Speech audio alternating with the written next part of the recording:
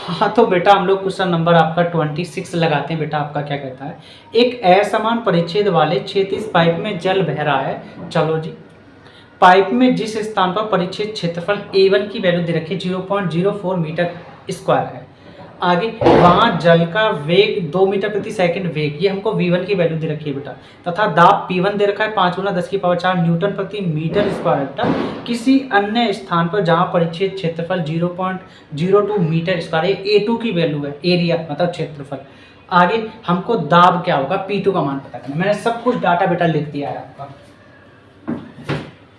सारा कुछ लिख दिया है बेटा मैंने। पहला क्षेत्रफल ये रहा, दूसरा क्षेत्रफल ये रहा, जल का घनत्व तो सबको याद हो जाना चाहिए बेटे, कांस्टेंट वैल्यू है, और जल का पहला वेग आपको दे रखा है, जल का दूसरा वेग भी दे रखा निकालना है। सॉरी, सबसे पहले पहला दाब P1 की वैल्यू हमको पता करनी है, P1 की वैल्यू दे रखी है बेटा, दूसरा दाब P2 का मान पता करना है। सबसे पहले हम अविरतता का सिद्धांत लगाते हैं, इसका फॉर्मूला होता है A1V1 बराबर A2 V2 लगा लेंगे। तो सबसे पहले बेटा यहाँ से V2 का मान पता करेंगे, A2 V2 के साथ गुणा में भाग में आ जाएगा, तो आप बोलेंगे बेटा कि A1 V1 अपॉन A2 और इधर आ जाएगा आपका V2। अब वैल्यू रखना शुरू करते हैं, V2 को इधर लिख लेते हैं, कोई दिक्कत नहीं है, इधर लिखो उधर लिखो, बात एक है। A1 की वैल्यू बेटा आपका 0.04 मीटर स्क्वायर है, 0.04 मीटर स्क्वायर है, और A2 की वैल्यू क्या है 0.02 मीटर स्क्वायर है, 0.02 मीटर स्क्वायर है। अब रही बात V1 की वैल्यू, V1 की वैल्यू क्या है बेटा 2 मीटर प्रति सेकंड, 2 ये रहा मीटर, ये रहा प्रति सेकंड आपका ये रहा बेटा। चलो पॉइंट ऊपर से हट रहा है, पॉइंट के पीछे 2 अंक है इसलिए 2 जीरो लगेंगे बेटा। पॉइंट नीचे से हट रहा है, 2 अंक हैं तो 2 जीरो ऊपर लगेंगे, तो ये 100 को ख़त्म कर देगा। मीटर स्क्वायर कैंसिल होगा, 2 से 2 कैंसिल हो जाएगा। यहाँ तक बात करिए बेटा, तो आपको V2 का जो मान मिलेगा वो मिलेगा, यहाँ 4 बचा, सिर्फ 4, बाकी सब खत्म, मीटर बचा ऊपर, नीचे ये सारी खत्म, बचा क्या आपका सेकंड, तो 4 मीटर प्रति सेकंड। ठीक, इसको रोक लेते हैं यहीं बेटा। V2 की वैल्यू बहुत जरूरी चाहिए थी हमको बर्नौली परिमेय के लिए बेटा। अब P2 का मान पता करना है, वो प्लस में है, इधर आके माइनस में हो जाएगा, तो आप बोलेंगे कि P1 plus half rho V1 का square minus half rho V2 का स्क्वायर, उधर बचा बेटा आपका सिर्फ ओनली P2। बात के लिए P2 को इधर लिखो, बाकी उधर लिखो, कुछ भी कहीं भी लिखो बेटा। तो P2 और ये रहा आपका P1 plus half rho V common हो रहा, उभयनिष्ठ हो रहा है, कर लेंगे बेटा। तो 1/2 रो कॉमन, अंदर बचेगा आपका V1 का स्क्वायर, और यहाँ बचा आपका V2 का स्क्वायर बेटा। इतना वैल्यू बच रहा, बस वैल्यू रखना शुरू करते हैं बेटा हम लोग। तो P2 इक्वल P1 की वैल्यू 5 गुणा 10⁴, 5 गुणा 10⁴ न्यूटन प्रति मीटर स्क्वायर बेटा, प्लस हाफ रो मतलब जल का घनत्व आपको दे रखा है 1 गुणा 10⁻³ kg प्रति मीटर क्यूब बेटा। और कोष्टक में आते हैं V1 का स्क्वायर है, तो V1 की वैल्यू क्या है, V1 की वैल्यू है हमारे पास बेटा 2 मीटर प्रति सेकंड, 2 मीटर और प्रति सेकंड, और इस पे V1 पे स्क्वायर है तो इस पे भी घात चढ़ानी मजबूरी है हमारी। V1 माइनस आ गया, V2 की वैल्यू क्या है बेटा, अभी जस्ट निकालें 4 मीटर प्रति सेकंड, 4 ये रहा मीटर, ये रहा सेकंड आपका ये रहा, और V2 पे भी स्क्वायर है तो इस पे भी स्क्वायर चढ़ाना हमारा स्वाभाविक बनता है। ठीक है बेटा, करते हैं आगे। तो P2 इक्वल 5 10⁴ को जब खोलोगे बेटा तो 10,000 बनेगा, 10,000 में जब करोगे तो 4 0 5 के साथ चिपक जाएंगे।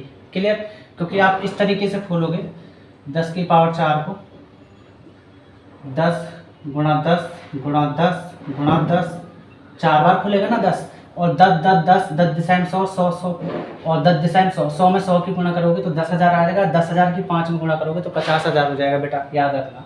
ठीक, और यहाँ आपका न्यूटन और प्रति मीटर स्क्वायर प्लस हाफ, ऐसे ही 10 की पावर 3 को 1000 बन जाएगा।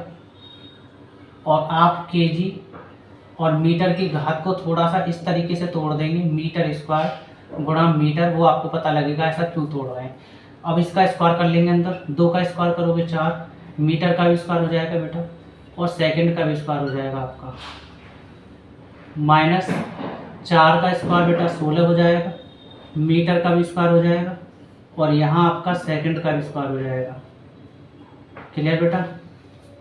आगे P2 इक्वल, यह आपका 50,000 न्यूटन प्रति मीटर स्क्वायर प्लस, ये कट कर लेंगे, 1000 को 500 बार काट लेंगे तो आपका 500 केजी और प्रति मीटर स्क्वायर गुणा आपका मीटर बेटा, और 4 मीटर स्क्वायर प्रति सेकंड स्क्वायर में से माइनस कर लेंगे 16 मीटर स्क्वायर प्रति सेकंड स्क्वायर को, क्योंकि 16 मीटर स्क्वायर प्रति सेकंड स्क्वायर सबसे ज़्यादा माइनस के, इसलिए आपका बेटा माइनस के 12 मीटर स्क्वायर प्रति सेकंड स्क्वायर बचेगा बेटा। बात क्लियर? अब देखो बेटा हम क्या करेंगे, मैं एक चीज़ बता दूं, ये मीटर की एक घात है, मीटर की घात 2 है, 1 मीटर की घात बचेगी ना, चाहे मीटर लिखो या मीटर की एक घात लिखो, कोई फर्क नहीं पड़ता इसमें ना। आगे तो P2 इक्वल आपका 50,000 न्यूटन प्रति मीटर स्क्वायर बेटा, प्लस, एक मिनट बाद, ये प्लस है ये माइनस है, गुणा करोगे तो 12 पंजे 60, मतलब कि 6000 आ जाएगा। और ये आपका केजी, और वहाँ बच रहा है आपका मीटर, और ये रहा आपका मीटर स्क्वायर, और ये रहा आपका सेकंड स्क्वायर। बात के लिए बेटा, अब मैंने पूरे को क्यों नहीं काटा, वो इसलिए नहीं काटा क्योंकि हम लोग जानते हैं कि न्यूटन जो होता है वो केजी गुणा मीटर प्रति सेकंड स्क्वायर का शिकार होता है ना, शिकार होता है। मतलब आपको दिख रहा होगा कि केजी मीटर प्रति सेकंड स्क्वायर को आप न्यूटन लिख सकते हैं। यहाँ तक क्लियर बेटा? तो आप कह सकते हैं कि P2 इक्वल 50,000 न्यूटन प्रति मीटर स्क्वायर माइनस के 6000, और इसको आप न्यूटन और नीचे चल रहा है आपका मीटर स्क्वायर, और जब बेटा आप माइनस करोगे ना 50,000 में से 6000, तो आपका बचेगा P2 इक्वल 44,000 न्यूटन प्रति मीटर स्क्वायर। बात के लिए बेटा, अब हम इसको पावर के रूप में कैसे लिखेंगे, P2 इक्वल 1 2 3 4, मतलब 4 और 4 के बीच में पॉइंट को लेकर आना, सीधे हाथ से उल्टे हाथ की तरफ आ रहे हैं, बुलंदशहर से औरंगाबाद की तरफ आ रहे हैं, दाएं से बाएं पक्ष आ रहे हैं बेटा। पॉइंट जितने अंक कूदता उतनी पावर प्लस में बनती है, आप जानते हैं। तो 4.4 गुणा 10 की पावर 4 अंक कूद रहा है पॉइंट, इसलिए 4.4 गुणा 10 की पावर 4 न्यूटन प्रति मीटर स्क्वायर आपका आंसर आ जाएगा। इस क्वेश्चन नंबर बेटा आपके 26। हम लोग बेटा आपका 27 पर लगाते हैं। इसमें क्वेश्चन आपका क्या कहता है, एक असमान परिच्छेद वाले क्षैतिज पाइप में जल बह रहा है। पाइप में जिस स्थान पर जल के बहने का वेग 0.4 मीटर प्रति सेकंड है, हमको V1 की वैल्यू दे रखी है बेटा। वहाँ दाब 0.1 मीटर पारे के स्तंभ के बराबर है। हमारा जो दाब है वो पारे का पहला स्तंभ दे रखा है आपका, जिसको आप लोग बेटा क्या बोलेंगे, H1 बोलेंगे, 0.1 मीटर पारे के स्तंभ के बराबर है। किसी अन्य स्थान पर जहाँ जल का वेग, ये आपको बेटा V2 की वैल्यू दे रखी है 0.5 मीटर प्रति सेकंड है। दाब का मान क्या होगा, हमको बेटा H2 का मान पता करना है। दाब का मान का मतलब आप कंफ्यूज होंगे कि P2 का मान पता होना चाहिए। बेटा अभी बताया था मैंने आपको कि हम जो दाब मान रहे हैं ना, वो दूसरा दाब का स्तंभ बोला गया है, पहले स्तंभ के बराबर बोला गया था ना, इसलिए तो उसको H2 बोला जाएगा, ना कि P2। समझ गए? ये सारा डाटा मैं लिख चुका हूँ वैसे, जल का पहला वेग, जल का दूसरा वेग, पहले दाब का स्तंभ H1 इतना, जल का घनत्व आपको बेटा याद होना चाहिए वैल्यू 1 × 10⁻³ kg/m³। ये हर क्वेश्चन में कराया तो बेटा आपको ये वैल्यू याद हो गई होगी। आगे दूसरा दाब का स्तंभ H2 आपको पता करना है। पारे का घनत्व आप लोग जानते हैं बेटा 13.6 × 10⁻³ kg/m³ होता है। जी की वैल्यू गुरुत्वीय त्वरण होता है 9.8 मीटर/s²। अब हम इसको सॉल्व करते हैं बर्नौली प्रमेय की हेल्प से बेटा। P1 P2 इसको इधर ले आएंगे बेटा, तो P1 माइनस P2 और ये प्लस में उधर जाके माइनस हो जाएगा और उधर बच रहा है आपका हाफ रो V2 का स्क्वायर माइनस यहाँ हाफ और आपका रो V1 का स्क्वायर। क्लियर बेटा। एक हम फॉर्मूला जानते हैं बड़ा सुंदर सा, P = ρgh। समझ गए बात बेटा। लेकिन हम लोग पारे के घनत्व के लिए बात कर रहे हैं बेटा, तो आप जो फॉर्मूला लगाओगे P = रो की जगह आप पारे का घनत्व D यूज़ करोगे यहाँ पे रो की जगह, और बाकी सब यूँ हो जाएगा G और ये आपका H।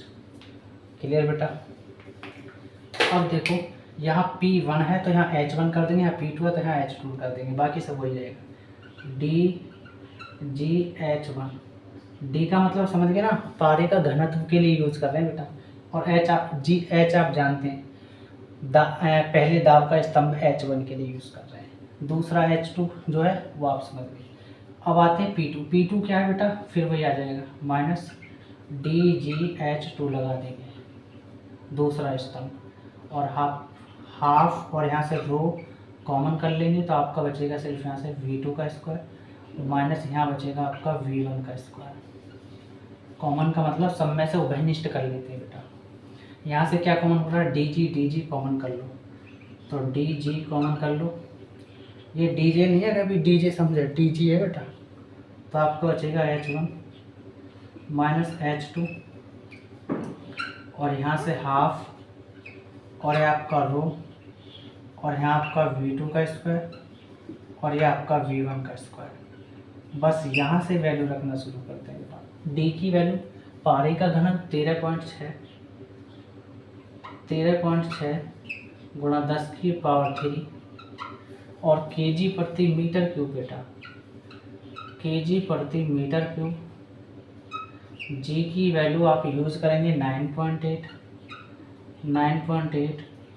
मीटर/s² बेटा, और कोष्टक H1 H2। H1 की वैल्यू 0.1 मीटर, H2 की वैल्यू हमको फाइंड करनी है, पता नहीं है। चलो जी, इक्वल यहाँ हाफ और रो जानते हैं जल का घनत्व के लिए यूज़ कर रहे हैं, D पारे का घनत्व के लिए यूज़ कर रहे थे। तो जल का घनत्व क्या है, रो, आपको 1 × 10⁻³ kg/m³ बेटा। यहाँ तक क्लियर। अब आते हैं कोष्टक। V2 की वैल्यू है हमारे पास क्या बेटा, 0.5 और आपका मीटर और बटे आपका सेकंड, लेकिन स्क्वायर है V2 पे तो इस पर भी स्क्वायर चढ़ा देंगे। माइनस V1 पे स्क्वायर है तो V1 की वैल्यू क्या है, 0.4 मीटर/सेकंड और इस पे भी चढ़ा देंगे बेटा स्क्वायर। यहाँ तक क्लियर। अब देखो बेटा, पॉइंट के पीछे है 1 अंक तो 1 0 लगा देंगे।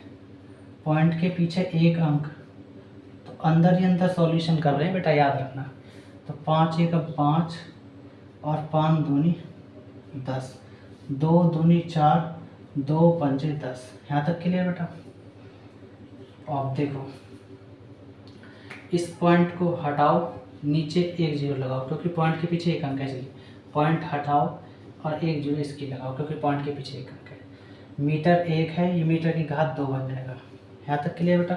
और तो कट ही नहीं रहा, अब लिख लेते हैं जो सिस्टम चल रहा है हमारा। तो 136 × 98 10 की पावर 3। चाहे तो एक काम कर सकते हैं, 10 की पावर 3 को हम 1000 लिख सकते हैं, क्योंकि 10 की पावर 3 को 10 गुणा 10 गुणा 10, 10 दशम 100, 100 दशम 1000, इसलिए। अब आपका केजी ये रहा, और आपका नीचे चल रहा है 100, चलो जी, और यहाँ बचा आपका मीटर स्क्वायर, क्योंकि एक पावर घटी ओनली, और ये आपका सेकंड स्क्वायर। यहाँ तक क्लियर बेटा? इसको पॉइंट को हटाओ, नीचे 10 बनाओ, क्योंकि पॉइंट के पीछे एक अंक है, तो आप कह सकते हैं कि 1/10, और ये आपका मीटर माइनस H2। और उसके बाद 10 की पावर 3 को 1000 कह सकते हैं कि 1000/2, और आपका केजी और बटे मीटर की घात 3। यहाँ तक क्लियर बेटा?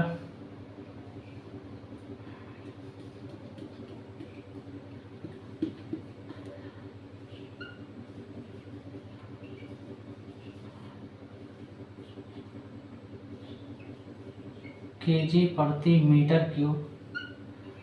अब 2, 1 का स्क्वायर करोगे 1, 2 का स्क्वायर करोगे 4, और वो हो जाएगा मीटर स्क्वायर, और वो चल रहा है आपका सेकंड स्क्वायर, माइनस 2 का स्क्वायर 4, मीटर का स्क्वायर मीटर स्क्वायर, और 5 का स्क्वायर कर लोगे 25, और ये हो जाएगा आपका सेकंड स्क्वायर। यहाँ तक क्लियर बेटा? ठीक। अब देखो बेटा, ये 0 इस 0 को ख़त्म, ये 0 इस 0 को ख़त्म। यहाँ तक क्लियर बेटा? और ये 2 एकम 2, और 2 पंजे 500। क्लियर बेटा? समझते रहना कैसे कैसे काट रहा हूँ, कभी आप कंफ्यूज हो जाना ज़्यादा। ये केजी किस में है, गुणा में, वो नीचे चला जाएगा यहाँ, और ये केजी साफ हो जाएगा। इसको थोड़ा हम लोग डायरेक्ट कट कर रहे हैं, समझ गए आप? यहाँ तक क्लियर? उसके बाद ये बचा आपका 10, ये 10 किस में, गुणा में, नीचे जाएगा यहाँ, और ये 0 से 0 कट जाएगा, इसको डायरेक्ट कट कर रहे हैं। चलो जी, यहाँ तक क्लियर बेटा? अब देखो बेटा, ये मीटर स्क्वायर है, ये भाग में, उधर जाके यहाँ मीटर स्क्वायर गुणा में हो जाएगा, तो ये मीटर स्क्वायर और ये मीटर की घात 3 से कट जाएगा, तो इसको थोड़ा डायरेक्ट कट कर रहे हैं। सिर्फ आपकी एक पावर बची, मतलब मीटर बचा खाली, या मीटर की घात बोल दो या मीटर बोल दो, एक ही बात है। ठीक है बेटा? अब हम लोग क्या करेंगे, देखो जरा, 136 गुणा 98, ये गुणा में है और सेकंड स्क्वायर भाग में है, तो पहले तो सबसे पहले क्या करेंगे, इसको लिख लो 1/10, और ये आपका मीटर माइनस H2। क्लियर?